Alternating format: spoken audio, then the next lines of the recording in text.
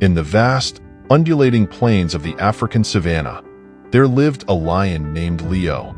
Leo was once the formidable king of his pride, a symbol of strength and authority. His golden mane shimmered under the relentless sun, and his roar echoed for miles, commanding respect and fear from all who heard it.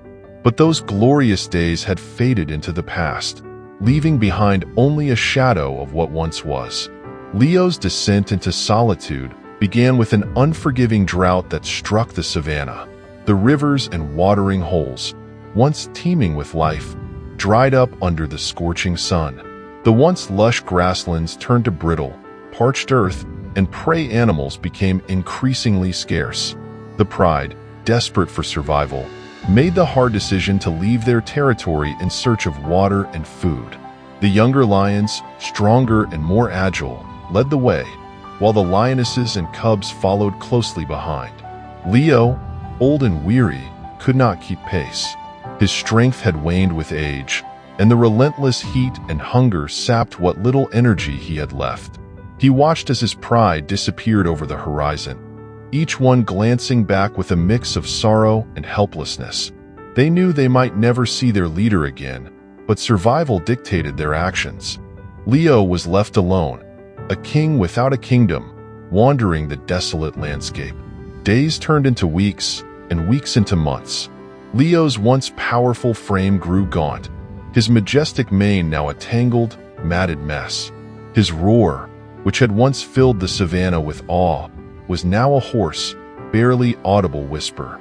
He wandered aimlessly, his paws dragging through the dust, eyes scanning the barren terrain for any sign of sustenance. The loneliness was a constant, gnawing presence, more painful than the hunger and thirst that plagued him. He often found himself reminiscing about the days when the savanna was alive with activity. He remembered the playful cubs tumbling over each other, the lionesses grooming and caring for one another, and the camaraderie of his fellow males during the hunts. Those memories were his only solace in the bleak reality of his existence. One fateful evening, as the sun dipped below the horizon, casting long, sorrowful shadows across the landscape, Leo stumbled upon an ancient acacia tree. Its gnarled branches twisted towards the sky, a testament to the countless seasons it had endured. Leo recognized this tree. It was a place where his pride had once gathered, a place of refuge and comfort. With a weary sigh, Leo lay down beneath the acacia's sprawling branches. The cool shade provided a brief respite from the relentless heat. He closed his eyes, letting the memories wash over him. He saw the faces of his pride, heard their roars and purrs, felt the warmth of their bodies against his. A tear rolled down his weathered cheek as he realized how much he missed them, how much he longed for their company. As night fell, the temperature dropped and a cold wind swept across the plains. Leo shivered, his thin frame unable to retain warmth. The stars above twinkled coldly, indifferent to his suffering. He tried to sleep, but the pain of his solitude kept him awake. The memories that once brought comfort now only intensified his sorrow.